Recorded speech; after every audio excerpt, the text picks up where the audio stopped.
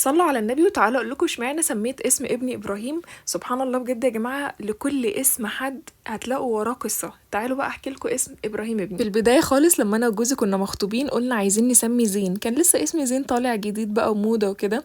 فما عرفت بقى اهله واتعاملت معاهم، بابا بص الله يرحمه الله يرحمه الله يرحمه بجد، كان بجد راجل حته سكره، انا بجد كنت وما زلت بحبه قوي قوي. فما اتعلقت بباباه وكده، فقلت له محمود انا عايزه اسمي ابراهيم مش زين. قال لي ابراهيم؟ عارفين يعني بجد استغرب. فقلت له عايزه اسمي ابراهيم. بعد كده يعني كان خلاص فرحنا قرب، فحماية ربنا يرحمه توفاه الله. فهو لقيته بيقول لي لا رحاب انا عايزه اسمي ابراهيم، فقلت له وانا جدا جدا. المهم ايه، اتجوزنا ولقيت ان انا حامل. بصوا بقيت عماله ادعي يا رب انا نفسي في ولد، انا بطبعي بحب جدا جدا في الاطفال الولاد اكتر من البنات، تمام. فبقيت يا رب يا رب اكون حامل في ولد، يا رب اكون حامل في ولد. عايزه اقول لكم بالصدفه كنت قاعده انا وماما عادي، وانا لسه ما اعرفش انا حامل في ولد ولا بنوته. فقلت لهم يا جماعه انا هقرا، انا دلوقتي عايزه اقرا قران. فجيت افتح المصحف، عايزه اقول لكم بجد اتفتحت على سوره ابراهيم، يعني المصحف فتح معايا على سوره ابراهيم. انا حرفيا فرحت جدا، قلت لهم الحقوا دي بشرى بشرى ان شاء الله يا جماعه ان انا حامل في ولد. بعد كده رحت اشوف السونار ولد ولا بنت، لقيت الدكتور بيقول لي انت حامل في ولد. قلت له بجد يا دكتور؟ والله العظيم يا جماعه انا عيطت وبقيت فرحانه جدا، اللي هو الحمد لله يا رب ان انا طلعت حامل في ولد عشان اسميه ابراهيم. الشعور وقتها كان ملخبط، فاهمين انتوا، اللي هو الحمد لله ومبسوطه واسمي الحمد لله الاسم اللي انا عايزه اسميه. عايزه بقى اقول لكم كانت احلى حاجه ماما اللي هي مامة جوزي وقتها رحاب يعني بصي احنا محدش مأيدك، ما تسميش ابراهيم عشان مثلا ما تقوليش ان احنا هنكون زعلانين.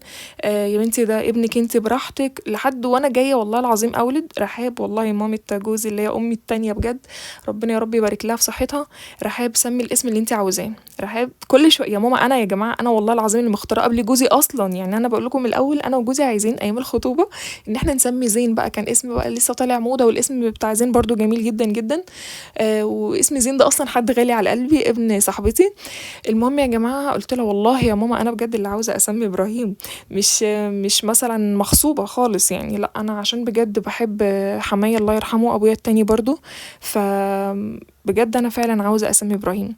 عايزه اقول لكم بقى في فتره الحمل كل شويه بقى حد يقول لي ما تسمي كذا ما تسمي كذا، اشمعنى ابراهيم؟ لا يا رحاب سمي كذا، حرام عليكي الاسم حاسينه كبير شويه يا جماعه، لا انا عايزه اسم ابراهيم.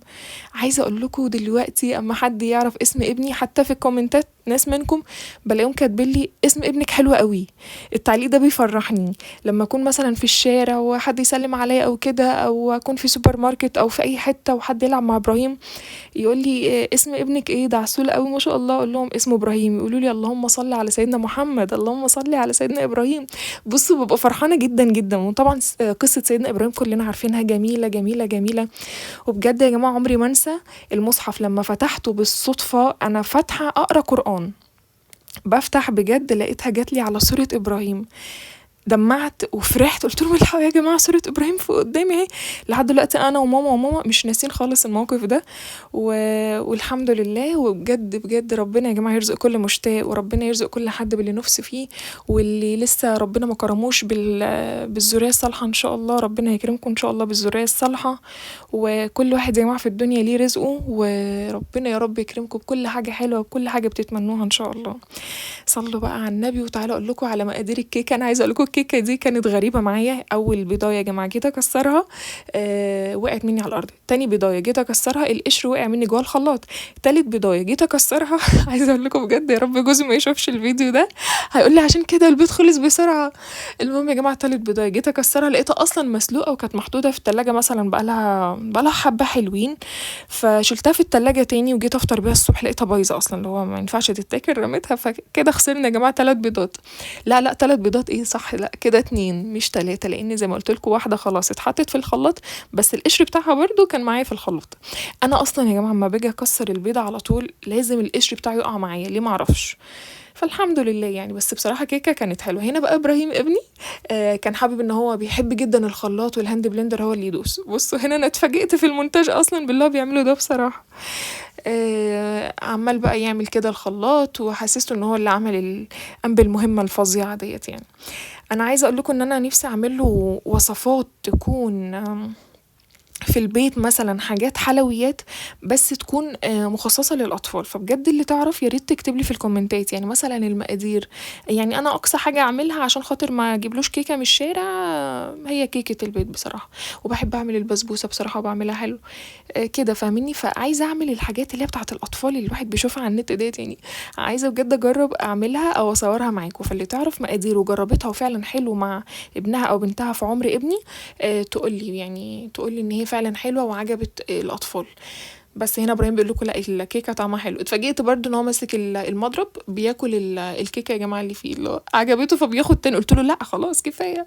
هنا كده خلاص بنصب الكيك بقى في الصينيه. الاول دهنتها كده بزيت بسيط، وعايزه اقول لكم حتى لو ما دهنتيش والله مش هتلزق طالما الصينيه جرانيت مش بدهن زيت برضو ما بتلزقش يعني عادي الحمد لله. بس اللي هو بقول يلا هدهن وخلاص. هنا كده كنت عايزه اقول لكم مش واخده بالي ان انا مشغله الفرن على 280 تقريبا. فجأة شميت ريحة الكيكة اتحرقت مني يا جماعة من تحت. ببص ايه ده، طب هي اتحرقت ليه؟ ببص اتاريني معلية الفرن جدا جدا. فكنت متلخبطه، رحت مرجعاها بسرعه تاني. فالوش من فوق هتلاقوه درجه ومن تحت درجه. بس بصراحه طلعت بجد طعمها حلو جدا جدا. وانا بس اختلط عليا الامر في حوار درجه الحراره مش اكتر. وبس كده حبايبي، بحبكم جدا. وقولي لي بقى انت قصه ابنك او بنتك كانت ايه، وهل كنت مغصوبه على الاسم ولا مش مغصوبه؟ بحبكم جدا جدا.